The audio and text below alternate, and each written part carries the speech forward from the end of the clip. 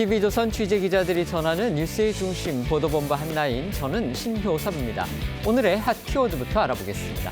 네, 첫 번째 키워드는 영장 집행 타협 시도입니다. 이르면 내일 윤석열 대통령 이 체포영장 집행이 이루어질 것으로 예상되는 가운데 오늘 오전 경찰과 공수처, 경호처가 전격적으로 3자 회동을 가졌습니다. 경찰과 공수처는 경호처의 평화적 영장 집행을 요청했고 답을 기다리고 있다고 밝혀 3자 간의 물리적 충돌을 막을 수 있는 타협점을 찾을지 주목됩니다. 두 번째 키워드는 국정조사 개시입니다. 국회가 오늘부터 윤 대통령의 비상기업 선포와 내란 혐의 진상규명을 위한 국정조사 일정에 돌입했습니다. 오늘은 국방부 등 군 관련 기관에 대한 질의가 진행되는 가운데 민주당은 윤 대통령을 증인으로 채택해 다음 주 청문회에 부르겠다고 예고했습니다. 세 번째 키워드 기피 결정 지연입니다. 헌법재판소가 오늘 오전 10시부터 전체 재판관 회의를 열어 윤석열 대통령 측이 어제 제기한 정계선 재판관 기피 신청을 심의하고 있지만 아직까지도 결론을 내리지 못한 것으로 알려졌습니다. 대통령 변호인단은 정 재판관이 내란 혐의 등에 대해 편향성을 갖고 있다고 주장했는데 헌재 측은 대통령 탄핵 변론이 시작되는 오늘 오후 2시 전에는 결론이 내려질 것이라고 했습니다. 네 번째 키워드 마약갱단 다루듯입니다. 정진석 대통령 비서실장이 오늘 대국민 호소문을 발표해 여전히 국가 원수인 윤 대통령을 마치 남미 마약갱단 다루듯 몰아붙인다며 수사기관은 대통령에게도 자기 방어권을 보장해야 한다고 했습니다.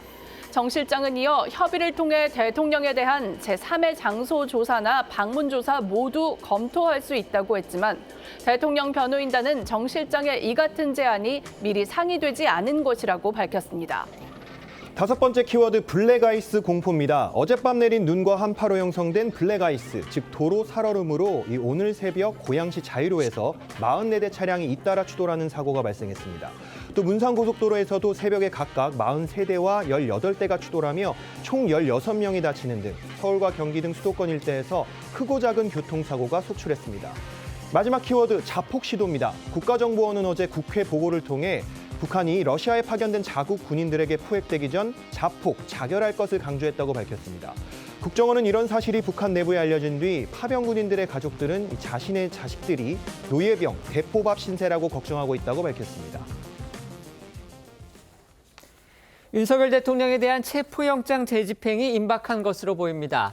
많은 언론이 내일이 유력하다 이렇게 보도한 가운데서 오늘 오전 공수처, 경찰 그리고 대통령 경호처가 전격적으로 3자 회동을 가져서 그 배경 그리고 성과에 이목이 집중됐습니다. 네, 이 공조수사본부를 함께 꾸리고 있는 경찰과 공수처 그리고 이 대통령 경호처 관계자가 오늘 오전 8시쯤 윤 대통령 체포영장 집행 관련해 이 협의를 하기 위해서 만났습니다. 구체적인 만남 장소나 안건, 참석 인원 등은 알려지지 않고 극비로 진행이 됐는데요. 다만 이 3자 회동 후 공조부는 이 경호처에 안전하고 평화적인 영장 집행을 위한 협조를 요청했고 이에 대한 경호처의 답변을 기다리고 있다라는 내용의 입장을 밝혔습니다. 일각에선 경호처에서 협조하지 않겠다는 이 기존 입장을 고수했다라는 이야기도 흘러나오는 등 서로 입장차만 확인하고 1월 달 성과 없이 종료됐다는 관측도 있습니다. 관련해 기자들과 만난 공수처 관계자는요, 이 3자 회동이 윤 대통령 체포영장 집행 계획에 영향을 미치지는 않는다면서 이 집행 원칙에 변동은 없다는 입장을 거듭 강조했습니다. 조금이라도 성과가 있을지는 좀 더 지켜봐야 할 듯한데요. 3자 회동이 전격 성사된 데에는요. 최상목 대통령 권한대행이 어제 이 국가기관 간의 무력 충돌은 절대 안 된다. 이렇게 경찰과 또 경호처에 지시한 부분, 이게 영향을 미쳤을 것으로 보입니다. 네, 최상목 대행의 대언론 관계를 맡고 있는 기재부는 어제 언론에 최 대행이 경찰과 경호처의 국가기관 간의 충돌이 발생하면 우리 헌정사에 씻을 수 없는 상처를 남기는 일이 될 것이라며 충돌 방지를 위해 서로 충분히 협의하라는 내용의 지시를 내렸다고 밝혔습니다. 저희 TV조선 취재에 따르면요, 최 대행의 지시가 나온 뒤 경찰 국수본은 어제 경호처와 공수처에 3자 회동을 제안하는 공문을 발송했고요. 이 경호처와 공수처 모두 응하면서 오늘 3자 회동이 성사된 것으로 전해졌습니다. 최 대행은 어제 여야 대표를 각각 만난 자리에서도 물리적 충돌에 대한 우려를 거듭 표명했는데요. 영상으로 보겠습니다. 어떠한 일이 있어도 시민이 다치시거나 물리적 충돌로 인한 불상사는 일어나선 절대로 안 됩니다. 대한민국의 국격이 좌우되는 문제인 만큼 적절한 조치를 요청을 드리고 범인을 잡는데 저항을 할까봐 잡지를 말아야 된다 이런 얘기 비슷해서 그건 좀 아니지 않나. 일단 오늘 3자 회동에서 공조본과 경호처 입장사를 크게 좁히지는 못한 것으로 전해집니다. 따라서 공조본은 계획대로 영장 집행에 나설 것으로 보이는데요. 앞서도 전해드린 대로요. 어제 오늘 많은 언론이 내일이 이른바 D-Day가 될 것으로 보인다. 구체적인 체포 계획을 담은 기사들을 일제히 쏟아냈습니다. 그런데 공조본으로서는요, 상당히 민감한 정보가 언론에 새어나간 것으로 또 그렇게 추측이 됩니다. 네, 이 복수의 언론들은 공조본이 내일 오전 윤 대통령 체포에 나설 것이 유력하다고 보도를 했습니다. 이 관련해서 수도권 경찰청 광역수사단 총경급 간부들이 지난 10일에 이어 사흘 만에 2차 회의를 열고 영장 집행 계획을 논의를 했습니다. 이 오늘 오전에도 3차 회의를 소집해서 집행 방법 등에 대한 막바지 논의를 진행하면서 윤 대통령 체포 시도가 임박했다는 분석이 나왔습니다. 언론 보도들 을 통해 공조본의 구체적인 체포 계획도 속속 전해졌는데요. 총 1,000명가량의 경찰 인력이 동원될 것으로 전망이 되는데 차량 운행조와 관저 진입주, 교대 대기조 등 세부 업무 분장도 이뤄진 것으로 파악이 됐습니다. 체포 작전에 돌입하게 되면 언제 끝날지 모르니 방한 준비를 철저히 하라는 주문과 함께 휴대전화 배터리와 여벌의 옷은 물론 이 기저귀까지 포함된 준비 사항도 전달됐다고 하는데요. 2박 3일 장기전까지도 불사하겠다는 의미로 보입니다. 관련해 공조본은 영장 집행을 막아서면 처벌될 수 있다며 거듭 영장 집행 의지를 밝힌 바 있는데 앞서 나온 공수처와 경찰 측 목소리 이어 들어보겠습니다. 경호권의 발동을 이유로 체포영장의 집행을 막는 행위에 대해서는 법치주의의 근간을 흔드는 매우 위법적인 사태로 인식하고 있습니다. 그건 무력을 사용해서 방해하는 행위는 저희들이 현장 상황에 따라 적극적으로 조치할 것으로 생각합니다. 체포 저지를 적극적으로 한다면 현행범이 될 수 있습니다. 공수처는 윤 대통령을 직접 체포할 때 어떤 방식을 사용할지를 놓고서 내부에서 이 교차 검증까지 하면서 법률 검토에 주력하고 있다. 이런 사실도 알려졌는데요. 굳이 법률 검토까지 하는 이유가 뭔지 이것도 궁금합니다. 네, 먼저 앞서서 공수처는 이 경찰에 윤 대통령 이 체포영장 집행을 맡겼다가 이 법률적으로 문제가 있다라는 취지로 이제 경찰이 공개적으로 반박을 하니까 물러선 적이 있었죠. 당시 경찰은 이 영장 집행의 주체는 공수처다라는 점을 거듭 강조를 했었는데요. 그러니까 경찰이 이 경호처 방어선을 뚫고 길을 열어줄 수는 있지만 그 다음번 스텝, 그러니까 윤 대통령을 직접 체포를 하는 건 공수처의 몫이라는 겁니다. 공수처는 윤 대통령 체포에 이 수갑이나 포승줄 등 이런 거를 이제 사용할지 여러 경우의 수를 따져보며 이 법률 검토에 주력을 하고 있는 것으로 알려졌는데 왜냐하면 경찰 같은 경우에는 그러니까 이 경찰관 직무집행법으로 수갑 등 사용 근거를 둔 경찰과 달리 공수처는 장비가 필요한 상당한 이유가 있을 때 최소한의 범위에서 사용할 수 있다라는 지침만 있기 때문에 윤 대통령에게 수갑이나 이 포승줄을 채울 경우 윤 대통령 측이 법적으로 문제 삼을 그런 가능성이 있기 때문입니다. 그런데 앞서도 잠깐 말씀드린 대로요. 이 복수의 언론들이 윤 대통령에 대한 영장 집행 시기, 방식 이게 다 경찰 입장에서는 어떻게 보면 기밀성 정보일 텐데 이걸 일제히 보도를 쏟아내서 공개한 거 결국 공조본의 내부 계획이 유출됐기 때문이다. 이런 논란도 불거졌습니다. 네, 맞습니다. 이 이데일리 보도에 따르면요, 1급 기밀 정보로 지휘부 사위에서만 공유되던 체포영장 집행 날짜에 대한 정보가 새어나오면서 공조본 안팎에서 그간 준비했던 게 헛수고가 됐다는 비판이 나온 것으로 전해졌습니다. 공조본이 영장 집행 계획을 전면 재검토하고 있다는 이야기도 나왔습니다. 특히 이데일리는 경찰 측에서 공수처의 영장 집행 적법성과 수사 지휘권 등에 대한 회의적인 목소리까지 꾸준히 제기되면서 동요하는 분위기도 감지되고 있다 이렇게 전했는데요. 일각에서는 공조본의 윤 대통령 영장 집행이 불발될 수 있다는 우려까지 제기하고 있다는 겁니다. 다만 이와 관련해서 공수처 관계자는 오늘 기자들과 만난 자리에서 내일 영장 집행 계획은 말씀드린 적이 한 번도 없다면서 전면 재검토하는 단계도 아니라고 했습니다. 네, 이런 가운데 윤 대통령 측 석동현 변호사는 오늘 SNS에 입장문을 올렸는데요. 어제 공수처가 경호처에 영장 집행에 협조해달라는 공문을 보낸 것에 대해 꼼수 같은 겁박을 하고 이간계까지 썼다고 맹비난했습니다. 앞서 나온 석 변호사 목소리 들어보시죠. 체포라는 행위를 위해서 현직 대통령을 굳이 묶어서 구금해서 이렇게 조사를 하는 것은 조사 자체의 효율성 측면에서도 아주 참 부족하고, 더구나 현직 대통령을 그와 같이 수갑 기타 어떠한 신체를 속박하는 도구로서 대통령을 묶는 모습을, 또 묶여진 대통령의 모습을 보여주겠다는 이러한 보여주기식 이런 체포 절차를 걷어치우라는 것입니다. 그런가 하면 윤 대통령 변호인단과 역시 윤 대통령 측의 인사인 정진석 대통령 비서실장의 입장이 다소 엇갈려서 공개되는 상황도 오늘 벌어졌는데요. 정 실장은 오늘 오전에 윤 대통령의 방어권 보장을 강조를 하면서 제3의 장소에서라도 윤 대통령이 조사를 받는 방안, 이걸 언급을 했습니다. 하지만 윤 대통령의 변호인단은 그건 상의된 내용이 아니다, 이렇게 엇박자를 낸 겁니다. 네, 이 정진석 대통령 비서실장은요, 오늘 새벽 이 대국민 호소문을 통해서 공조본이 관저에 고립돼 있는 윤 대통령의 이 수갑을 재워 끌고 나가려고 한다면서 이 대통령의 방어권이 보장돼야 한다라고 강조를 했습니다. 대통령실은 또 이 공조본과 협의할 준비가 되어 있다면서 제3의 장소에서 조사 또는 방문 조사 등을 모두 검토할 수 있다, 이렇게 밝혔는데요. 그런데 윤 대통령 변호를 맡고 있는 윤곽근 변호사는 정진석 실장의 이 같은 주장에 대해서 사전에 상의되거나 검토된 바는 없다, 이렇게 선을 그었습니다.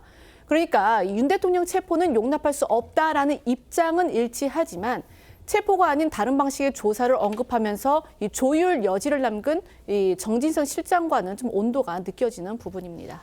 경호처 내부의 상황도 복잡해 보입니다. 어제 저희도 속보로 전해드렸는데요. 경호처는 윤 대통령의 경호 관련 기밀을 경찰에 유출한 혐의로 3급 경호처 간부를 대기 발령하고 고발까지 하기로 했다, 이렇게 밝혔습니다. 그런데 이 과정에서 이 기밀 유출의 당사자가 김성훈 경호처장 대행, 그러니까 경호차장인데 지금 대행을 맡고 있죠, 처장에. 그 김성훈 처장 대행의 사퇴까지 거론을 하는 등 사실상 항명에 가까운 반발을 했던 것으로 알려진 겁니다.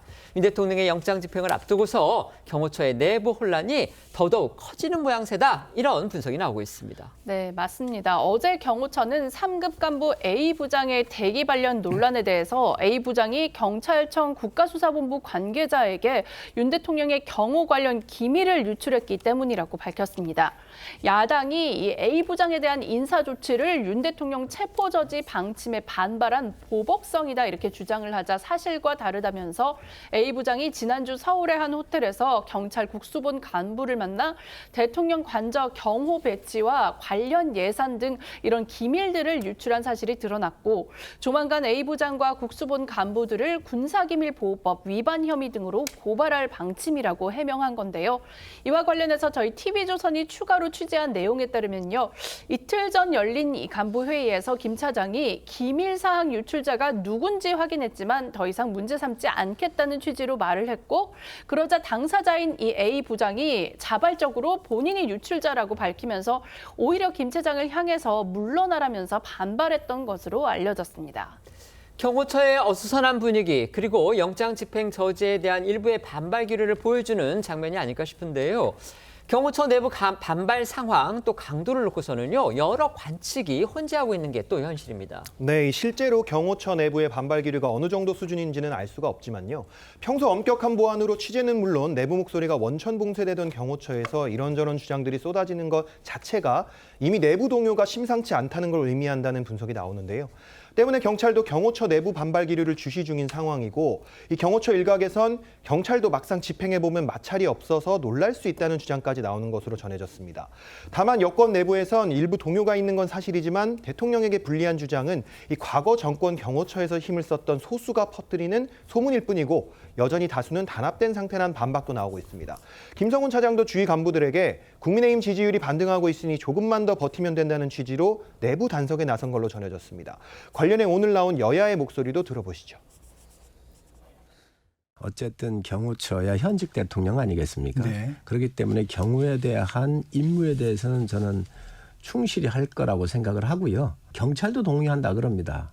왜 네. 우리가 거길 들어가야 되느냐. 경찰 또한 이 부분에 대해서 굉장히 고민을 많이 하는 것 같아요. 잘못하다가 유혈 사태가 났을 때 누가 책임을 지실 수 있겠습니까? 경호처가 갈라질 수밖에 없어요. 강경파들은 윤 대통령과 같이 일종의 이제 저항을 하고 있는 거고. 근데 누가 봐도 불법이거든요. 이견이 있고 입장이 갈라지고 하는 것은 당연한 거죠. 윤 대통령의 체포영장 집행 2차 시도가 임박한 것으로 알려졌습니다. 지금 거의 모든 언론들이 내일이 될 것이다 이렇게 지금 일제히 보도를 했고요. 구체적으로 내일 새벽이 될 것이다 지금 이런 얘기까지 나오고 있습니다.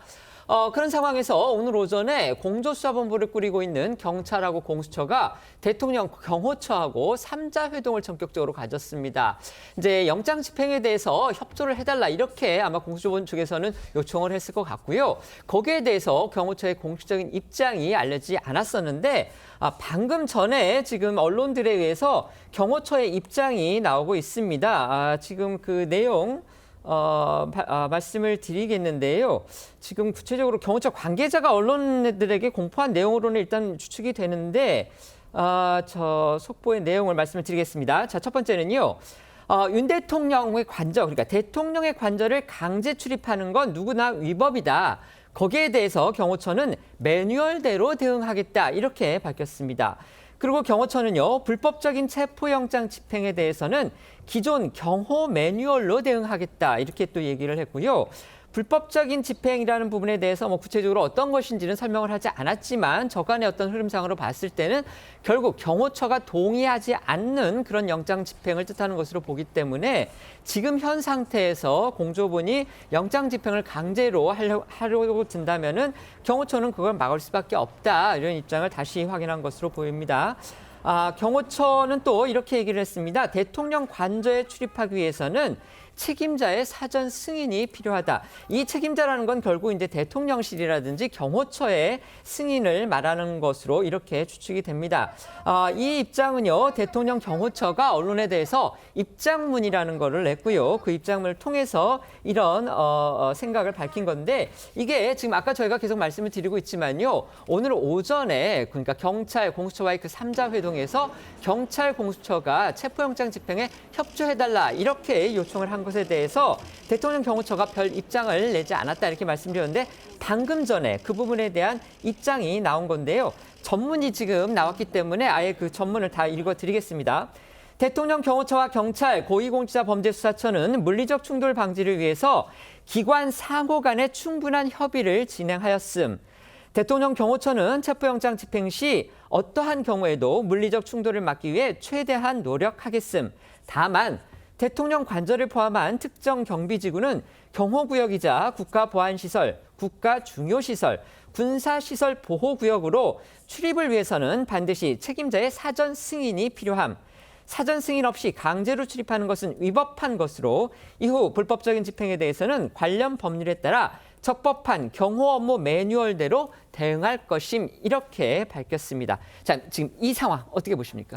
그동안 이제 경호처하고 공조본 사이에서 있었던 얘기들을 다시 한번 반복한 것에 지나지 않는다. 사실은 이제 오늘 아침에 긴급하게 회동했던 것은 이 체포영장 집행 과정에 있어서의 물리적 충돌 또는 혹시나 있을지도 모를 유혈 사태를 막아보자고 하는 그런 최후 통첩성 같은 상황 아니었습니까? 그런데 이 경호처에서 그동안의 입장과 전혀 다르지 않은 모습을 보였다라는 것은 아마 김성훈 차장 체제에서도 역시 똑같이 대통령에 대한 그 위해 요인으로 지금 체포영장을 간주하겠다 이렇게 보여집니다.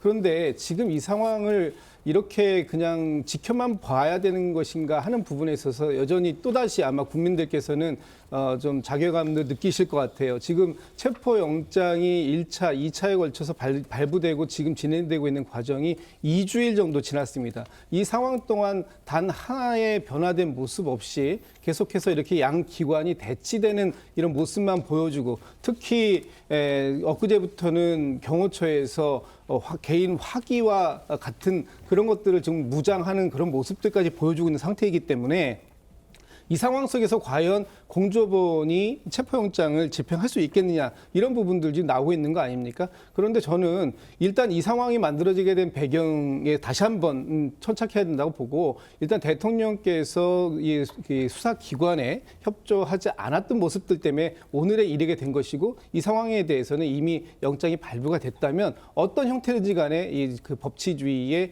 근간인 이 영장이 저희 집행되는 과정을 국민들 앞에서 보여줄 필요는 있다 이렇게 보고 있습니다. 네, 방금 이제 무기 소지 문제를 말씀해 주셨는데요. 대통령이 지금 관저 안에 있기 때문에 그 경호 권력, 그다음에 경호 인력들이 이 무기를 소지하는 것 그 자체가 위법이다 이렇게 볼 수는 없기 때문에 그 부분에 관해서는 지금 논란의 소지가 있다는 거 말씀드리겠습니다. 네. 오늘 오전에 3자 회동이 큰 성과가 없을 것으로는 봤습니다. 3자라고는 하지만은 이제 공수처와 경찰은 함께 공조본을 꾸리고 있기 때문에 사실상 양자 회동인데요. 그 공조본이 회동을 마치고 경호처의 안전하고 평화적인 영장 집행을 위한 협조를 요청했다라고 밝혔다면 공조본도 종래의 입장이 변함이 없는 것 아니겠습니까? 그리고 이에 대한 경호처의 답변을 기다리고 있다라고 했으니까 원하는 답변을 회동에서 못 들었다는 얘기입니다. 아니나 다를까 지금 경호처의 입장을 보면 변함이 없는 걸로 보이고요. 자, 그러면 양쪽에 묻겠습니다. 자, 공수처는 적법 유효한 체포영장의 집행이 필요하다고는 합니다만은 그 집행 과정에서 상당한 수준의 물리적 충돌이 예상되고 있어요. 그러면 그런 상황에서 그 물리적 충돌을 현실적으로 피하거나 방지할 만한 방법이 무엇이 있는지 그리고 그것을 어떻게 실행할 수 있는지에 대해서 묻지 않을 수 없고요. 그다음에 경호처에 대해서는요. 자, 소속 경찰 공무원들이 불법행위, 그러니까 특수공무집행 방해에 해당하게 될 가능성, 그리고 그로 인한 경호 공무원들 개개인의 사법 리스크를 어떻게 방지하고 또 책임을 질 수 있는지 이것에 대해서 묻지 않을 수 없습니다. 양쪽 모두 이 물음에 답해야 되고 물음에 답을 할 수 없는 쪽이라면은 본인들의 계획을 수정해야 될 것이다라는 말씀을 드립니다. 네. 잠시 후 2시부터 헌법재판소에서는 윤석열 대통령 탄핵 심판 사건에 대한 첫 변론 기일이 열립니다. 사실상 탄핵 심판의 본 게임이 이제 공식 개막하는 건데요. 앞서 윤 대통령 측은 신변 안전을 이유로 해서 이날 심리에 나오지 않겠다 이렇게 밝혔습니다. 그리고 어제는 돌연 정계선 헌법재판관에 대한 기피 신청도 냈는데요. 헌재는 윤 대통령 측이 낸 이 재판관 기피 신청을 먼저 판단하고 나서 변론 기일을 시작하겠다 이렇게 밝혔습니다. 네, 헌법재판소는 오늘 이 대통령 탄핵 심판 변론 기일을 목전에 둔 오전 10시 문영배 헌재소장 권한대행 주재로 해서 재판관 회의를 소집을 했습니다. 어제 윤 대통령 측 대리인단이 낸 이 정계선 재판관 기피 신청을 받아들일지 그 여부를 논의를 할 건데요. 이 회의 결과는 변론에서 고지할 예정이라고 합니다. 윤 대통령 측 대리인단은요, 이 정계선 재판관 기피 신청의 이유로 정 재판관이 판사 시절 이 진보 성향인 우리법 연구회의 회장을 역임했다는 점, 그리고 이 정 재판관 배우자가 국회 측 탄핵소추 대리인단 공동대표인 김희수 변호사가 이사장으로 있는 재단법인에서 활동을 하고 있다는 점을 들어서 공정한 심판을 기대하기 어렵다 이렇게 주장을 했습니다. 또한 이 정 재판관이 국회 인사청문회에서 이 탄핵 사건의 법률적 판단에 대한 예단을 드러냈다 이렇게 주장하기도 했는데요. 지난해 12월 인사청문회 당시 정 재판관의 목소리 다시 한번 들어보시겠습니다. 비상계엄을 선포하는 경우에도 국회에 대한 어떤 조치를 할 수 있는 규정은 없었습니다. 국회를 물리력으로 봉쇄하고 의원들의 그 의정 활동을 방해했다면 위헌적인 행위라고 생각합니다. 윤 대통령 측은 또 다음 달 초까지 매주 화요일과 목요일 이제 모두 5차례로 예정된 재판 속도가 너무 빠르다 그러면서 이 절차에 이의를 제기하는 서류도 헌재에 냈습니다. 네, 헌재 변론 개시 결정과 증거 체부, 그러니까 채택할지 불채택할지 결정, 그리고 변론 기일 일괄 지정에 대한 이의 신청을 제기한 건데요. 윤 대통령의 심판정 출석이 가로막힌 상황에서 5회 변론 기일을 일괄 지정하는 건 방어권 절차 참여 권을 위축하는 조치이고 또 한덕수 국무총리 탄핵 심판 결정이 나오기 전까지 이 재판부의 적법한 구성 여부가 불확실해서 변론에 응할 수 없다는 게 윤 대통령 측 논리입니다. 헌재는 이런 윤 대통령 측의 이의 신청까지 오전에 있었던 재판관 회의에서 함께 논의한 것으로 알려졌는데요. 박근혜 전 대통령 탄핵 심판 당시 강일원 재판관을 상대로 낸 기피 신청이 각하됐던 사례 등에 비춰보면 재판관 기피 신청은 기각 기각될 가능성이 높다는 관측이 나오고 있습니다. 관련해서 헌법재판소는 오늘 오전 정기 브리핑을 통해서 2시 전에는 결론이 날 것이라면서 지금까지 재판관 기피 신청이 인용된 경우는 한 번도 없었다라고 했습니다. 여기에 윤 대통령 측이 안전 문제 등을 이유로 불출석 입장을 미리 밝혔기 때문에 오늘 재판은 정식 심리 없이 조기 종료될 걸로 보이는데요. 헌재법에는 이 정식 변론의 당사자가 출석하도록 하고 다시 정한 기일에도 나오지 않으면 출석 없이 심리할 수 있다고 규정하고 있기 때문에 윤 대통령의 탄핵 심판은 오는 16일 2차 변론 기일부터 본격적으로 진행될 전망입니다. 이렇게 윤 대통령 탄핵 심판이 본격화하는 가운데서 탄핵 찬반 여론의 추이에도 관심이 모아지고 있습니다. 어제는요, 윤 대통령의 지지율이 44%가 넘고요. 또 탄핵 반대 여론이 45%가 넘는 여론조사 결과가 나왔습니다. 네, 여론조사 한길리서치가 시사오늘의 의뢰로 지난 11일과 12일 전국 만 18세 이상 남녀 1,006명을 대상으로 실시한 여론조사 결과인데요. 윤 대통령을 지지한다는 응답률이 44.6%, 지지하지 않는다는 응답률은 54.1%로 나타났습니다. 또 헌법재판소가 윤 대통령을 탄핵하면 안 된다는 응답률이 45.6%, 탄핵해야 한다는 응답률은 52.3%, 잘 모름은 2.1%였는데요. 특히 윤 대통령에 대한 지지율을 연령대별로 살펴보면 20대 이하에선 응답률이 46.1%였고 30대에선 44.7%가 지지한다고 응답을 했습니다. 70대 이상을 제외하고는 20대 이하에서 윤 대통령을 지지한다는 응답이 연령대별로 본다면 가장 높게 나타난 셈인데요. 이런 기류, 윤 대통령 탄핵 반대 여론에서도 그대로 나타났습니다. 가장 눈에 띄는 건요, 역시 30대에서 절반 이상이 탄핵을 반대한다고 답한 겁니다. 네, 그러니까 탄핵 반대, 탄핵하면 안 된다의 응답률이 45.6%였는데요. 이 역시 이제 연령별로 살펴보면 20대 이하가 46%, 그리고 30대는 51.8%가 나왔습니다. 반대로 이 30대에서 탄핵을 해야 한다라는 응답률은 이 43.6%에 그쳤는데요. 이거는 이제 40대와 비교를 했을 때, 그러니까 탄핵해야 한다가 68.6%, 탄핵하면 안 된다가 29.2%로 나타난 40대와의 응답률과 비교를 했을 때 인식차가 뚜렷하게 보이는 부분입니다. 이번 조사 결과가 이렇게 이제 나온 것에 대해서 홍영식 한길 리서치 소장은요, 윤 대통령 체포영장 집행에 대한 이 공수처의 무리수와 또 탄핵 수주 사유에서 내란죄를 제외하는 그런 문제로 민주당 지지율이 하락세를 보이는 상황에서 여론조사 기관 고발, 또 이 민주당발 카톡 검열 이런 논란, 내란 특검법에 외환죄를 추가하는 문제 등 민주당이 계속해서 실책을 이어간 것이 윤 대통령과 국민의힘 지지율 상승으로 이어진 것 같다라고 분석을 했습니다. 한길리서치 홍영식 소장의 견해는 어디까지나 이제 여론조사 전문가이자 또 개인의 의견이기 때문에요. 그런 부분은 다시 한번 저희가 짚어두겠습니다. 헌법재판소가 대통령 탄핵 심판의 첫 변론기일 잠시 뒤 2시부터 엽니다. 결국 이제 탄핵 심판의 본 게임에 들어간 건데요.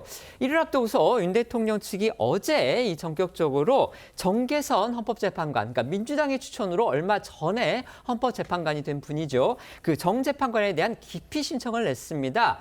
당초에는 아까 그 헌재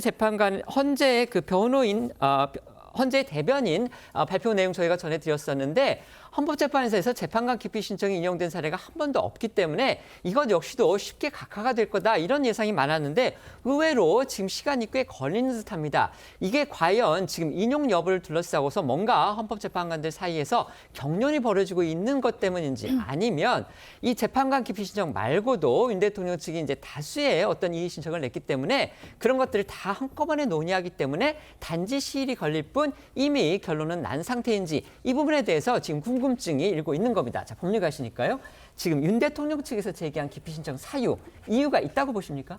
저는 기피 신청은 받아들여지지 않을 걸로 봅니다. 헌법재판소가 발간한 헌법재판 실무제요 2023년판을 보면요. 헌법소원 심판에 대해서 해설을 하면서 그 기피 신청은 쉽사리 받아들이면 안 된다고 써 있습니다. 왜 그러냐면은 헌법소원 심판에서 기피 신청이 받아들여질 경우에는 그 인용 정족수에 영향을 미쳐서 결국에는 한 명이 반대한 것과 마찬가지 효과를 가져오기 때문이라는 겁니다. 그렇죠. 그러니까 이번 같은 경우에도 지금 8명밖에 안 되는데 한 분이 빠지면 그 기피 신청이 받아들여지면 전체 심판할 수 있는 재판관 숫자 자체가 7명밖에 안 된다는 그런 말씀이신 거죠. 그리고 한 명이 사실은 반대 의견을 낸 것과 마찬가지 결과가 그렇죠. 되지 않겠습니까? 찬성이 아닌 거니까요. 그렇습니다. 네. 기각 의견과 같기 때문에 네. 그래서 매우 신중하게 심리해야 된다고 되어 있습니다. 그런 그 취지에 비추어 보면 아마 이번에도 재판부 기피 신청은 받아들여지지 않을 걸로 보고요. 다만 뭔가 시간이 좀 오래 걸리는 것처럼 보이거나 혹은 아직까지 결과가 고지되고 있지 않은 것은 최근에 재판부가 그 내란죄 삭제 여부에 관해서 권유를 했느냐 이 부분에 대한 논란에 시달리지 않았습니까? 그런 일들이 있었기 때문에 과정에 대한 논란이 없도록 아마 2시부터 열리는 변론 기일에 그 기일에서 고지하기 위해서 어느 정도의 보완을 유지하고 있는 것이 아닌가 저는 그렇게 추론합니다. 네. 예, 저도 뭐 역시 이 신청에 대해서는 그 기각될 것이다 이렇게 보는데요. 일단 헌법재판소법 24조에 보면 이 헌법재판관의 제척, 기피, 회유 사유에 어떤 헌법재판관의 성향 이 부분은 들어있지 않습니다. 그리고 또 2017년도 박근혜 전 대통령 탄핵 심리 때도 강일원 재판관에 대한 기피 신청이 있었는데 이 부분도 기각됐었던 사례가 있었기 때문에 받아들여지지 않을 것 같고요. 지금 이 변호인단 측에서 기피 신청을 낸 이유는 짧게 2가지 정도로 요약할 수 있는데 첫 번째는 일단은 이 헌재의 심리를 좀 길게 지연하려고 하는 목적이 하나 있었던 것 같고요. 두 번째는 공정한 심판을 기대할 수 없다 이런 지금 메시지를 계속해서 내므로써 종국 결정에서 탄핵이 인용되는 그런 결정 사항이 나온다 하더라도 이 부분에 대해서 쉽게 받아들이기 어렵다 이런 메시지를 지금 계속해서 내고 있는 것이다 이렇게 보고 있습니다. 네. 윤 대통령 탄핵 소추안 가결 한 달을 맞았습니다. 정치권에서는 탄핵 정국의 주도권을 두고서 곳곳에서 충돌이 이어지고 있는데요.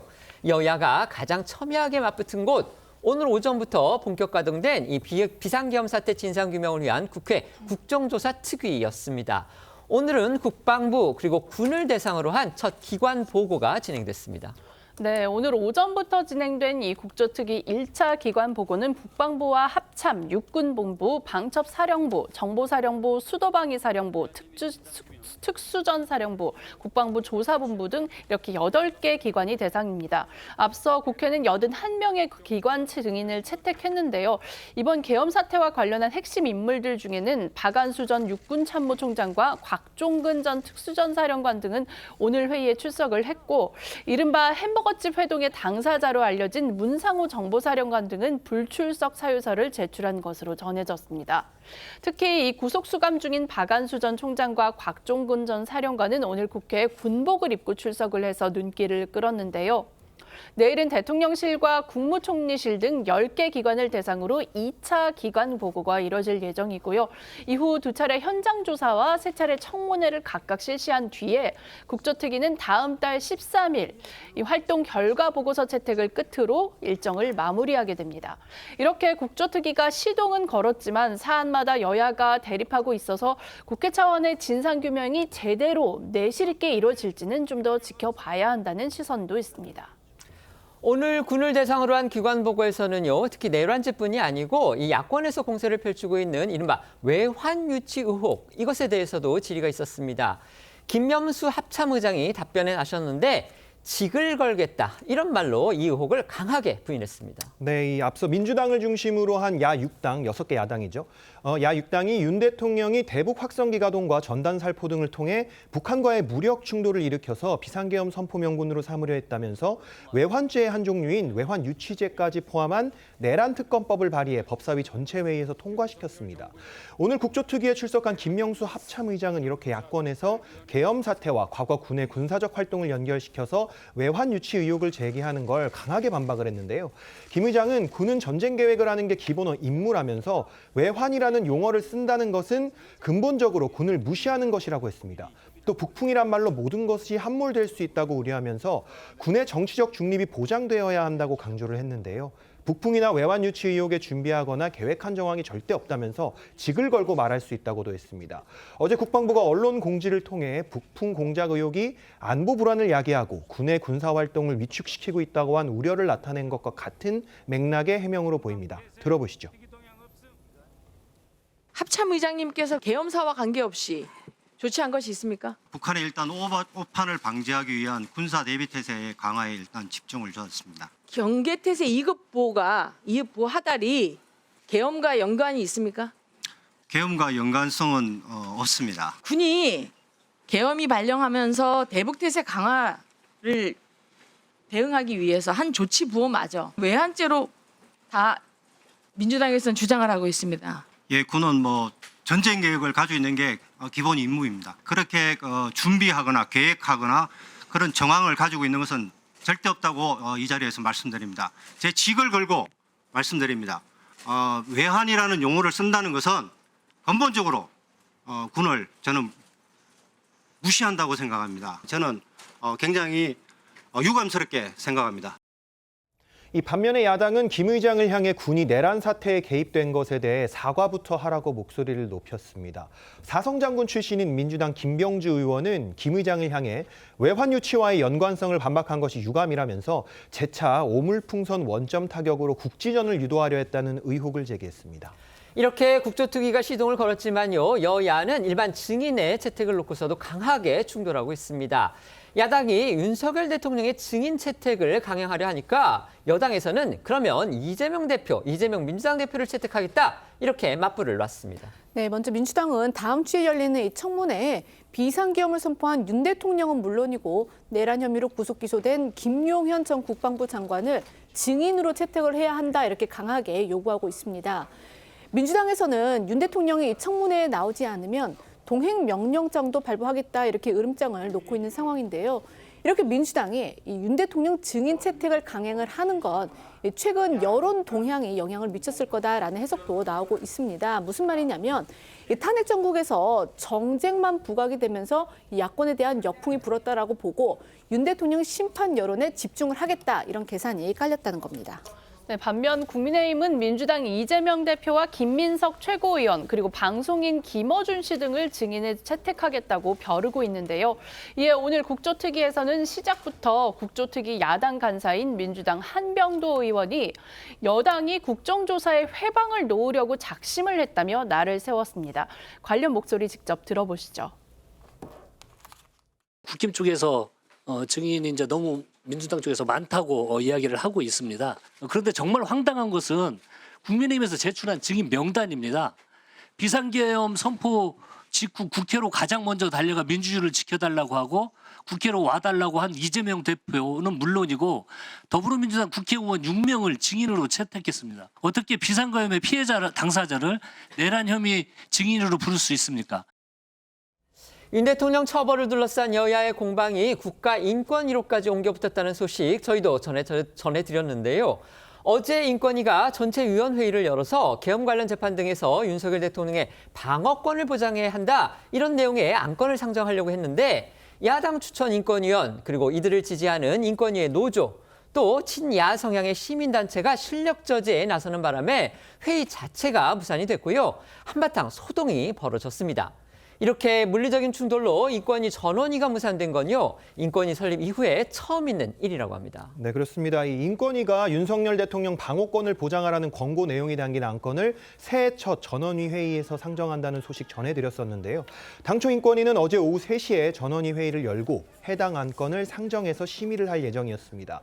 하지만 이에 반대하는 시민단체와 인권위 노조 그리고 국회 운영위 소속 야당 의원들이 이 안창호 위원장을 비롯한 여당 추천 인권위원들이 회의장에 입장을 하지 못하도록 막아서면서 2시간 넘게 대치 상황이 펼쳐졌고 결국 전원위 회의는 5시 45분쯤 공식 취소됐습니다. 정족수 미달로 전원위 개최가 취소된 적은 있지만 이 물리적 저지로 취소된 건 인권위 설립 이후 이번이 처음이라고 합니다. 이 과정에서 해당 안건 상정을 주도한 김용원 인권위 상임위원은 야당 소속 국회의원, 시민단체 인사들과 고성으로 언쟁을 벌이기도 했고요.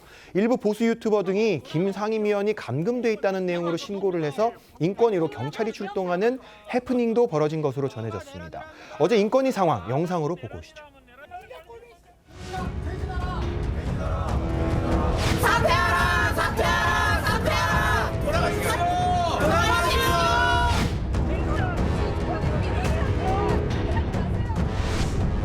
막지 마시라고! 일 막지 마세요! 내가 소관상임이야! 아니 왜 막아요? 소관상임이라고! 소관상임 와서 무슨 억지 소리예요 지금! 억지 소리 한다고! 억지 소리 하지 마! 국가인권위원회법을 단 한 번이라도 읽어봤다면 어찌 이런 안건을 상정할 수 있단 말인가? 영장이 제대로 발부됐는지 따져봐야죠. 집행이 안 되고 있습니다. 전원이가 저렇게 파행이 됐는데 그렇다면 그 당초 상정하려는 안건도 철회가 된 건지 이 부분 어떻게 됩니까? 네, 이 전원이 회의만 취소가 됐을 뿐 안건 자체 철회가 된 거는 아닌 것으로 보이는데요. 안창호 인권위원장이 회의가 파행된 뒤에 인권위원들과 긴급회의를 열고 오는 20일 이 전원이 일정을 다시 잡은 것으로 알려졌기 때문입니다. 다음 주에 전원위의 이 제적 위반 11명 가운데 과반이 참석을 하면 이 해당 안건을 다시 상정해서 논의될 가능성이 높습니다. 앞서 야당 의원들은요, 안 위원장을 면담한 자리에서 이 안건 철회를 요구를 했지만 안 위원장은 이 좋은 결론이 나도록 노력하겠다 이렇게만 답한 것으로 전해졌습니다. 윤석열 대통령의 그 탄핵과 관련해서 지금 오늘 탄핵이 아닙니다. 죄송합니다. 비상계엄 선포와 관련해서 국회가 국정조사를 실시합니다. 오늘 그 국정조사 특위의 첫 회의가 열렸고요. 국방부 그리고 군 기관들의 기관 보고가 있었는데 군 담당자들이 나와서 야당 의원들, 그러니까 여야 의원들의 질의에 답변을 했습니다. 그런데 거기에서 제기된 쟁점 중에 하나가 윤석열 대통령, 그다음에 윤석열 대통령 밑의 국방부와 군이 이른바 북한과의 무력 충돌을 유도를 해서 비상계엄의 어떤 빌미로 삼으려 했다는 이른바 외환 유치 문제, 이 부분이 거론이 됐습니다. 물론 윤석열 대통령은 물론이고 여당에서는 그건 전혀 근거가 없다. 그리고 군에서도 합참의장이 직접 오늘 회의에서 직을 걸고서라도 그건 사실이 아니다 이렇게 반박을 했습니다. 하지만 야당 국정조사 특위 위원들은 그것에 대해서 계속 반박을 하면서 외환 유치 혐의에 대해서 계속 문제를 삼겠다는 뜻을 분명히 했습니다. 이 대치 상황 어떻게 보십니까? 일단 이 비상계엄과 관련한 부분에 있어서 북의 어떤 공격을 유도하려고 했던 행위들 있었는지 여부에 대해서는 확인해야 될 필요성이 제기가 된 것이 노상원 전 정보사령관 그분의 수첩에서 NLL 주의에서 북의 공격을 유도한다 이런 얘기도 있었고요. 또 김영현 전 국방부 장관이 오물풍선의 원점을 타격한다. 그러니까 원점이라는 것이 어디입니까?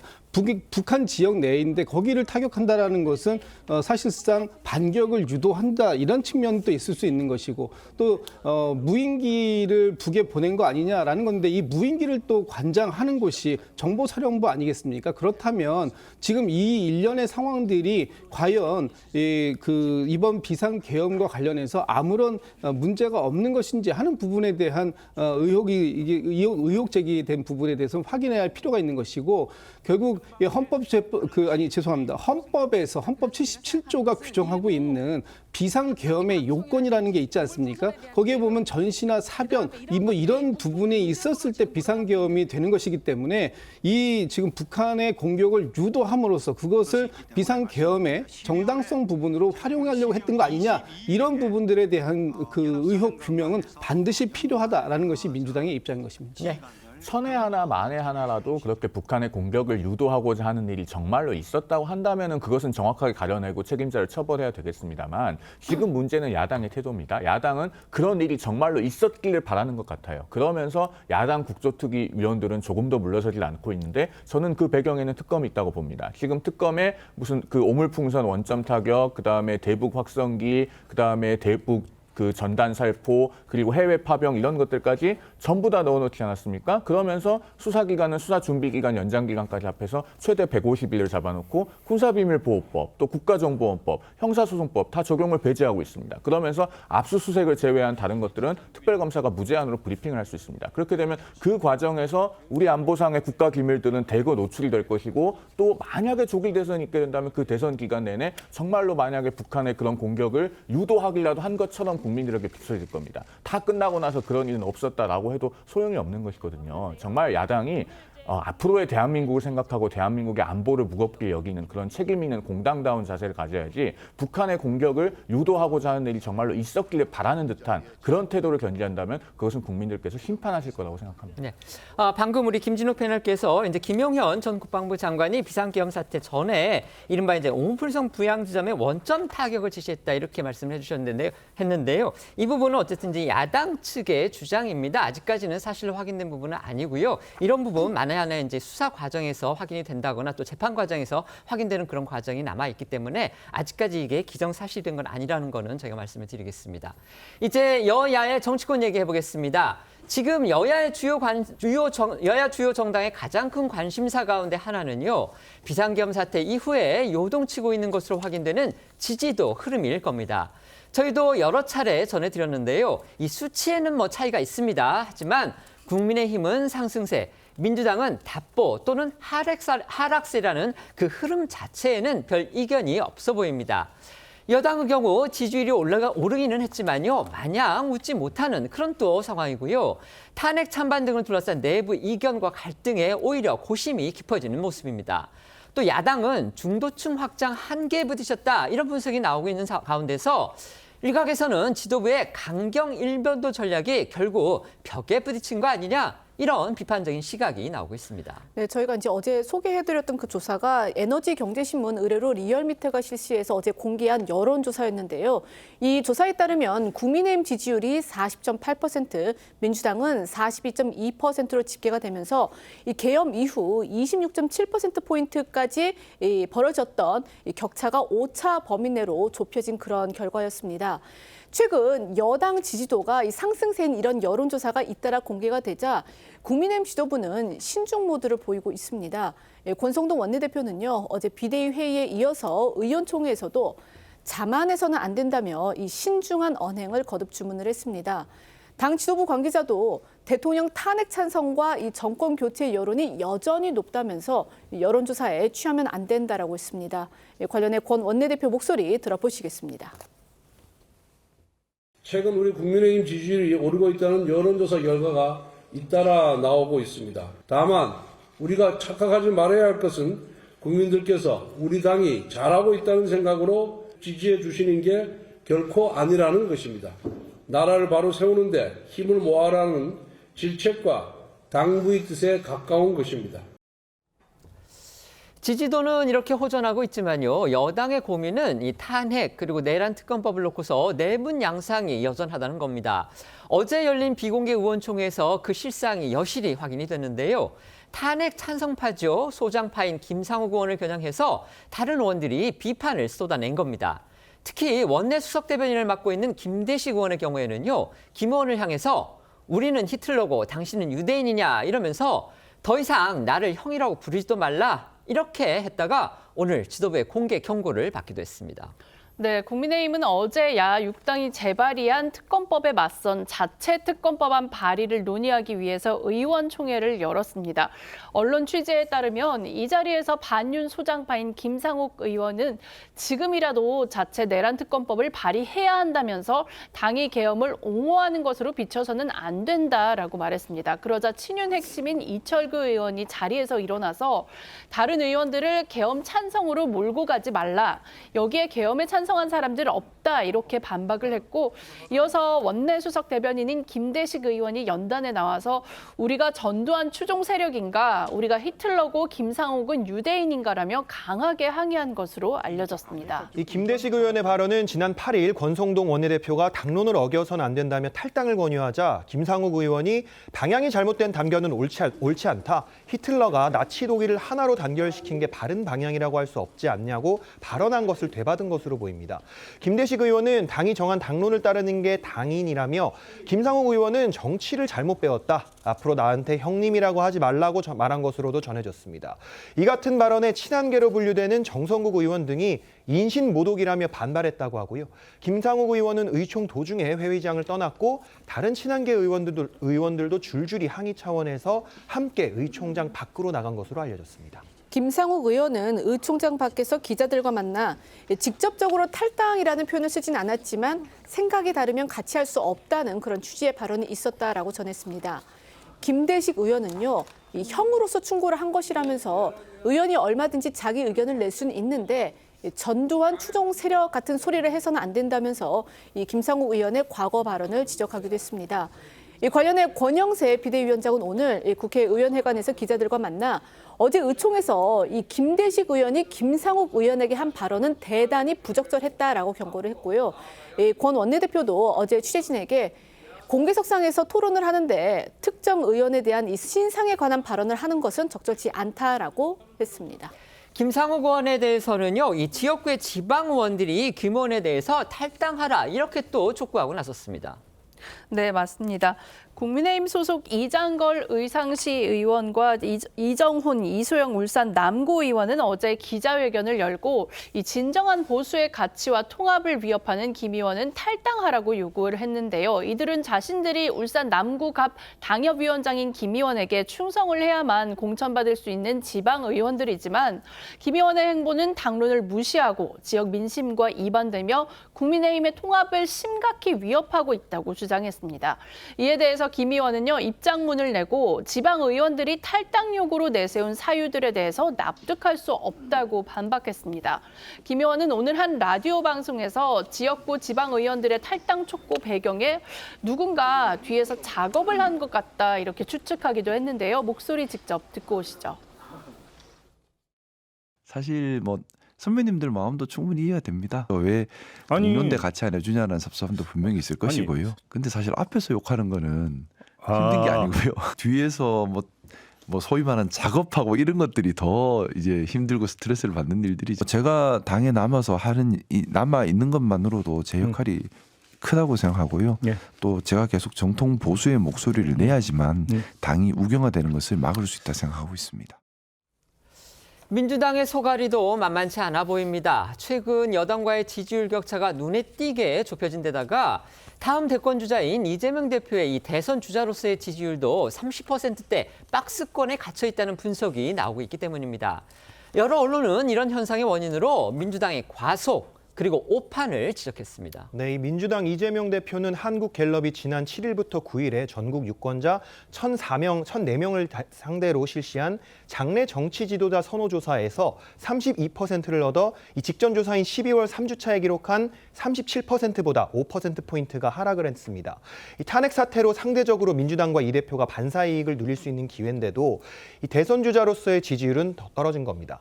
이 대표가 중도층을 흡수하지 못하고 30%대 박스권에 갇혀있는 배경을 두고 중앙일보는 오늘 연이은 줄탄핵과 외환죄를 추가한 특검법을 법사위에서 강행 처리하는 등 민주당의 강공일변도 전략이 역풍을 맞았다고 분석을 했습니다. 중도, 무당층의 경계심을 자극해서 이탈을 불렀다는 겁니다. 앞서 대통령 지지율을 분석했던 한길 리서치의 소장도 비슷한 의견을 냈었는데요. 민주당 지도부의 이런 강경일변도 전략이 외연 확장을 가로막고 있다 이런 우려가 나오고 있지만 이재명 대표 어제 오히려 이 카카오톡을 통한 가짜뉴스 전파를 반드시 제재하겠다면서 여당의 카톡 검열 공세 이걸 정면으로 반박하는 등 강경 메시지를 이어가고 있습니다.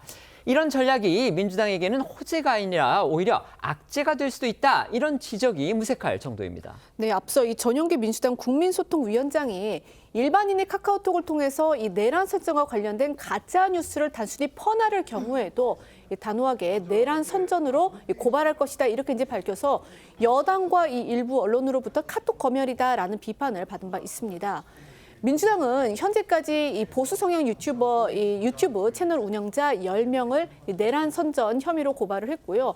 채널에 따르면 민주당은 여기에 더해서 이재명 대표에 대한 이 허위 사실을 유포했다는 이유로 해서 글 230여 개를 취합해 내일 일반 블로그 및 카페 회원을 고발할 것으로 전해졌습니다. 이재명 대표가 어제 카카오톡에 대한 조치가 필요한 이유로요. 지금도 이 본인의 선친 등에 대한 가짜뉴스가 카톡을 통해서 흘러다니고 있기 때문이다. 이렇게 주장을 했습니다. 그런데 급기야 민주당이 당 차원에서 이 대표는 물론이고 그 가족의 신상 관련 문제를 형사 고발 대상으로 삼기로 한 겁니다. 네, 하지만 문재인 정부 출신 최재성 전 청와대 수석은요, 이 민주당의 카톡 검열 논란을 겨냥해서 오만해 보인다 이렇게 비판했습니다. 목소리 들어보시겠습니다. 이게 카톡 이 문제는 우선은 빌미를 주잖아요. 일반인을 대상으로 카톡 검열과 같은 걸로 느껴지잖아요. 각종 조사에서 이상 현상이 나온 것이 카톡과 같은 이런 이제 민주당의 소위 말해서 국민들 눈에는 저렇게 민주당이 저렇게까지 해? 민주당이 오히려 국민들에게 점수를 못 따는 거죠. 민주당 의원들의 거친 말 그리고 실언에 가까운 발언도 중도층 확장을 가로막고 있는 요인이다. 이런 또 해석도 있습니다. 최근에 국회 문체위에서요, 이 민형배 의원이 문체부가 추진 중인 청와대 리모델링 이걸 거론을 하면서 몇 달 이내에 변화가 있을 텐데 손대지 말라. 이렇게 발언한 것도 도마 위에 올랐습니다. 네, 이 민영배 의원은요, 지난 10일 국회 문체위에서 유인촌 문체부 장관에게 문체부가 추진 중인 청와대 리모델링을 거론하면서 정부가 바뀐다면 몇 달 이내에 변화가 있을 텐데 청와대에 손대지 말라 이렇게 여러 차례 언급했는데요. 이 질의를 접한 국민의힘 관계자는 중앙일보에 이미 민주당이 정권을 잡은 것처럼 하는 말에 황당했다고 밝혔습니다. 영상으로 직접 보고 오시죠. 청와대 리모델링 사업 5년 보존에 가깝도록 고치지 않겠다, 크게 손대지 않겠다 그러셨는데 공무원 설계 지침서 거기 보면 크게 바뀌었어요. 다음번 정권이 만약에 정부가 바뀐다면 그 대통령이 저 관저로 갈 수 있겠어요? 몇 달 이내에 그런 변화가 있을 텐데 지금이라도 멈추세요. 지금 뭐 여론조사 기관들이 여러 곳에서 정당 지지도, 그다음에 대통령 지지도, 뭐 탄핵에 대한 찬반 여론 계속 조사 결과를 내놓고 있습니다. 그런데 이제 수치 하나하나를 저희가 보기보다는요, 여론조사는 말 그대로 흐름이 중요하다고 하죠. 그런데 여야, 특히 이제 국민의힘과 민주당의 지지율 부분을 본다면 국민의힘은 상승세가 뚜렷합니다. 그 상승세라는 것의 기준은 역시 비상계엄 사태가 벌어진 직후와 지금의 상태를 비교했을 때를 말하는 겁니다. 이 흐름, 결국 국민의힘은 상승세를 타고 있고 민주당은 뭐 하락세 또는 답보 상태를 유지하고 있다. 지금 이런 흐름에 대해서는 여야 모두 이론이 없어 보입니다. 하지만 국민의힘이 지지도가 좋아진다고 해서 또 고민이 없는 건 아닌 듯합니다. 어제 의원총회 그 장면이 지금 뭔가 국민의힘이 속에서 뭔가 들끓고 있다. 속에서 뭔가 분란이 벌어지고 있다. 지금 이런 현상을 아주 여실히 보여준 것 같습니다. 이 상황 어떻게 보십니까? 그 여론조사하고 좀 뭉뚱그려서 말씀을 드리면은요, 지금 국민의힘의 상황은 이런 겁니다. 계엄 선포 직후에 지지율이 급락해서 격차가 크게 벌어졌습니다. 야구로 치면은요, 9회 초에 한 5점 정도 지고 있는 상황이 됐어요. 지금은 점수차가 좁혀진 건 맞습니다. 그런데 그 점수가 어떻게 좁혀졌느냐? 상대방이 공을 잘못 던져서 몸에 맞는 공으로 주자가 나가고 그 또 수비가 공을 빠뜨려서 진루를 하니까 사실은 1사 3루 정도 된 상황에서 희생 플라이 쳐서 5점 차를 넉 점 차로 좁힌 격입니다. 자, 그러면은 점수 차는 좁혀졌죠. 그런데 아웃 카운트는 사실 더 늘어났습니다. 무슨 얘기냐면 지금 계엄 이후에 국민의힘의 그 당의 기조는 지나치게 오른쪽으로 간 측면이 있습니다. 그러면서 계엄 사태에 대한 평가가 어떤 것이냐라는 것에 대해서까지 국민들의 물음표를 그려지는 상황이 됐는데 사실은 다시 제자리로 돌아와서 전공법으로 안타를 쳐서 득점을 할 생각을 해야죠. 그러니까 중도 확장을 하면서 국민들의 마음을 하나하나 스스로 더 얻어나가야 됩니다. 그런 것에 관한 진통이 의원총회에서도 나타난 것이다, 이렇게 보여집니다. 지금 송영민 변호사님께서 이제 중도 확장의 고민이 여당에 있다 이렇게 말씀을 하셨는데 지금 야당을 향해서도 그 문제를 지적하는 언론 보도가 나오고 있거든요. 어떻게 생각하십니까? 일단 그 야당은 윤석열 대통령과 여당이 호시탐탐 이 반격의 기회를 노리고 있는데 거기에 일부 의원들의 실언이 거기에 이제 빌미를 좀 제공한 측면이 있는 것도 있고, 또 하나는 이 12.3 비상계엄이 발생되고 벌써 한 달이 훨씬 지났지 않습니까? 네.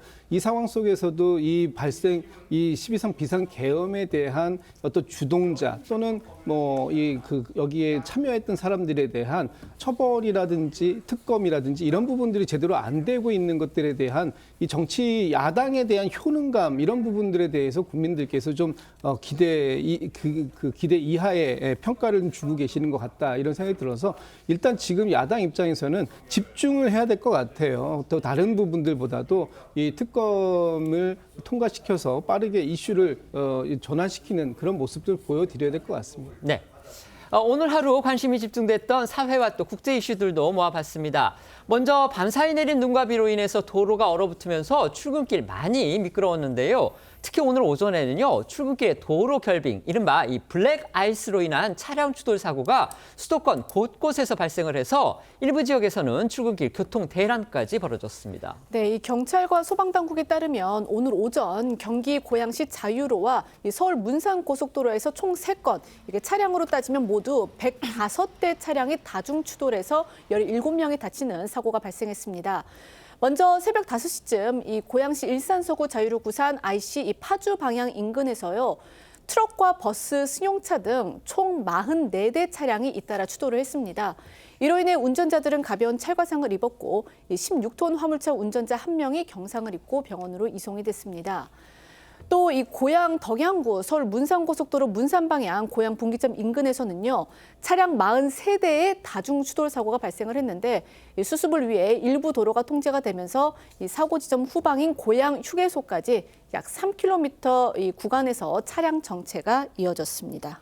네, 오전 6시 40분쯤에는 문산고속도로 고양휴게소 후방인 흥도 IC 인근 도로에서도 차량 18대가 추돌하는 사고가 추가로 발생했는데요. 이 사고로 1명이 중상을 입고 14명이 경상을 입어서 인근 병원으로 옮겨졌습니다. 서울 문산고속도로는 이 두 사고의 여파로 문산 방향 정체가 오전 내내 이어졌습니다. 연쇄 다중추돌 사고가 오늘 오전이면 말 그대로 연쇄적으로 발생을 한 건데요. 경찰과 소방은 도로 살얼음, 일명 블랙 아이스로 인해서 미끄러진 차량들이 추돌하면서 사고가 난 것으로 보고 있죠. 네, 경찰과 소방 당국은 어제 이번 사고의 원인으로 어젯밤 내린 눈과 한파로 인해 형성된 이 도로 살얼음, 이른바 블랙 아이스를 지목했습니다. 오늘 새벽 이 경기 일부 지역엔 눈 또는 비가 내렸고 아침 최저 기온이 영하 2도에서 영상 1도를 기록해서 아무래도 그 눈과 비가 살얼음으로 변한 것으로 추측이 됩니다. 블랙아이스는 도로 위에 눈이나 비가 얇은 빙판으로 얼어붙는 현상을 말합니다. 여기에 매연 또 먼지가 엉겨붙어서 검은색을 띠기 때문에 식별이 또 어렵습니다. 그렇기 때문에 도로 위의 암살자다, 이런 별명으로 불립니다. 네, 때문에 안전사고에 각별하게 주의를 해야 하는데요. 이 소방당국 관계자는 블랙아이스는 육안으로 식별하기 어렵고 급제동이나 방향 전환 시 차량 제어가 어려워서 대형 사고로 이어질 가능성이 높다면서 터널 출입구, 고가도로, 그늘진 커브길 등 결빙 위험 구간에서는 서행하고 브레이크 사용을 최소화해야 한다라고 했습니다. 강원도 인제에서는 한파 속에 반려견과 함께 산책을 나섰다가 60대 시각장애인이 실종되는 정말 아찔한 사고도 발생했습니다. 이분 다행히 가족품으로 돌아갔는데요. 이렇게 강추위를 견딜 수 있던 게 혹시 동행했던 반려견 덕은 아닌지 그런 생각도 듭니다. 네, 인제경찰서 등에 따르면요, 지난 12일 오후 1시쯤 강원도 인제 남면에서 실종 신고가 접수됐습니다. 시각장애가 있는 60대 여성 A씨가 반려견과 함께 산책을 나갔다가 한참을 귀가하지 않고 있다, 이런 내용이었는데요. 당시 인제 지역이 한낮에도 기온이 영하권에 머물 정도로 추워서 지역 경찰관을 비롯해 인제경찰서 초등 대응팀과 형사팀, 자율방범대, 생활안전협의회, 인제소방서 등 총 44명의 수색 인력이 신속하게 수색에 나섰습니다. 이 수색팀은 구간을 나눠서 수색전을 펼치던 도중에 아직 제설 작업이 이뤄지지 않아서 차량 통행이 통제된 곳을 수색하게 됐고, 이 인적이 드문 소치곡의 정상에서 사람 발자국과 동물 발자국을 발견하게 됐다고 합니다. 이 발자국을 뒤쫓은 수색팀은 약 7시간이 흐른 오후 8시쯤에 장시간 추위에 떨면서 반려견을 끌어안고 있던 A씨를 찾을 수 있었습니다. 이 무려 7시간이나 반려견과 체온을 나누면서 추위를 견딘 A씨는 다행히도 크게 다친 곳은 없었다고 합니다. 경찰은 A씨를 가족에게 안전하게 인계했습니다. 다음은 미국 LA 산불 관련 소식입니다. LA에서 동시다발한 산불이 일주일에 이어지면서 인명피해 그리고 재산 피해가 커지고 있는데요. 더 큰 문제는요, 현지 시각으로 수요일까지 강풍이 또 예보가 돼서 진화를 어렵게 만들고 있다는 겁니다. 네, 맞습니다. 미국 기상청의 LA와 벤투라 카운티의 화재 적색 경보와 함께 현지 시간으로 내일 낮까지 시속 113km에 달하는 강풍을 예보하면서 다시 위기가 닥쳤습니다. 물론 지난주 시속 160km에 달했던 그 정도는 아니지만 산타에나 돌풍이 밤에 강해지는 만큼 현지 시간으로 오늘이 LA 산불 확산의 최대 고비가 될 것으로 보이는데요. 특히 미국 기상청은 북동풍과 동풍의 바람이 예상된다며 지역의 습도가 10에서 20% 정도로 낮아서 화재 위험이 높다고 설명했습니다. 관련해서 목소리 직접 듣고 오겠습니다. Containment lines that are not fully contained yet are still a challenge, and it's possible that wind could blow an ember over. The National Weather Service is predicting close to hurricane force level winds, and so we're making urgent preparations. 미국 소방당국은 불길을 잡기 위해서 바닷물까지 퍼나르는 정말 최후의 수단까지 동원하고 있다고 합니다. 하지만 산불 좀처럼 잡히질 않고 있는데요. 지금 진화율이 많아야 지금 30% 안팎이고요. 물론 이제 95% 진압률 보이고 있다고는 하지만 일부 지역에 하나는 지금 그런 상황입니다. 이런 상황에서 불길이 또 소용돌이처럼 치솟는 이른바 토네이도 불기둥까지 목격됐다고 합니다. 네, 영상 보시면요. 이 노란 불기둥이 제자리에서 이렇게 빙글빙글 도는 그런 모습을 보실 수 있을 텐데요. 주변 공기와 잔해를 빨아들이면서 점점 더 커지는 모습입니다. 현지 시간 지난 11일 LA 산불 현장에서 포착된 불 소용돌이입니다. 이 파이어 토네이도는요, 극단적으로 큰 화재가 일어나는 경우에 관측이 된다고 합니다. 강한 열기에 공기가 빠르게 상승을 하고 그 자리를 메우기 위해서 주변 공기를 빨아들이면서 발생을 한다는데, 이 불과 연기와 잔해를 함께 빨아들이면서 빠르게 회전을 하기 때문에 파괴력이 강하고, 그래서 이 악마의 불기둥이다 이렇게 불리기도 한다고 합니다. 다른 토네이도와 달리 지상에서 하늘로 솟구치면서요, 작게는 30cm부터 150m를 훌쩍 넘는 크기로 발달해서 순식간에 큰 피해를 일으킨다고 하는데, 다행히 이번에 목격된 이 불 토네이도로 아직까지 피해가 있었다는 보고는 없었다 이렇게 당국은 전하고 있습니다. 이렇게 피해가 상당한 상황에서 이번 산불의 유력한 원인이 또 파악이 됐다고 하는데요. 소개해 주시죠. 네, 현지에서는 이번 산불이 자연발화가 아닌 새해맞이 폭죽놀이로 시작됐을 가능성이 제기됐습니다. 미국 워싱턴 포스트는 영상과 위성사진 등을 분석해서 이 팰리세이즈 지역 산등성이에서 폭죽의 불씨가 남아있다가 돌풍을 만나서 최악의 산불로 번졌을 가능성을 제기했는데요. 미 연방정부와 캘리포니아주, LA 카운티는 태스크포스를 구성해서 원인 조사에 나섰는데, 자연발화 가능성 외에도 불꽃놀이와 전기 관련 화재, 잠재적 방화 가능성까지 열어뒀다고 합니다. 네, 프로그램 마치기 전에 지금 헌재 쪽에서 들어온 속보 먼저 전해드리도록 하겠습니다. 아까 저희가 프로그램 도중에 이제 윤석열 대통령 측에서 정계선 헌법재판관에 대해서 기피 신청을 냈고요. 그걸 헌법재판관들이 오늘 오전에 전원회의를 갖고서 논의하고 있다 이렇게 말씀을 드렸는데요. 방금 헌재에서 정계선 재판관을 제외한 현재 7명의 재판관이 있는데, 총 정계선 재판까지 포함하면 이제 8명이죠. 그중에 정 재판관이 빠졌기 때문에, 본인이기 때문에 빠졌기 때문에 7명 재판관의 일치된 의견으로 윤 대통령 측의 기피 신청을 기각했다 이렇게 밝혔습니다.